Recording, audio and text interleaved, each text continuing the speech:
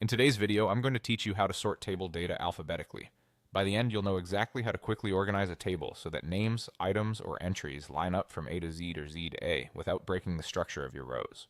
Start by clicking inside any cell of the table you want to sort. This simple click is important because it tells the program which table you're working with, especially if your document has more than one. You don't need to select the whole table, just make sure your cursor is sitting in the data you intend to organize. Once your cursor is in the table, look up to the ribbon and go to the Table Tools Layout tab that appears. This is a special, contextual tab that only shows when your cursor is inside a table. If you don't see it, double check that you're actually clicked inside a real table and not just text that looks like one. In the Table Tools area, choose the Layout tab rather than the General Document Layout tab. Next, click Sort.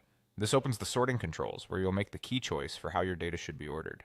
You're not changing any content, just the order of the rows, so the information in each row will stay together as it moves up or down the table. Now choose whether you want sort ascending or sort descending. Ascending arranges text alphabetically from A to Z and numbers from smallest to largest. Descending does the opposite, from Z to A or largest to smallest. Pick the direction that fits your goal. When you apply the sort, the table reorders the rows based on the column your cursor is in, which is usually what you want when sorting alphabetically by a specific field. If you only want to sort specific rows rather than the entire table, highlight just those rows first. Be sure you select the full rows, not just a cell or two, so everything in those rows travels together.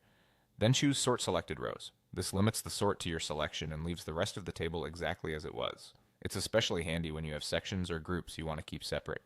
A few quick tips as you wrap up. If something doesn't look right, you can undo and try again. Headers are typically kept in place automatically during a sort, so your column titles should remain on top. And remember, sorting changes order only. It won't split or mix up the data within each row. That's it, clean alphabetical tables in just a few clicks.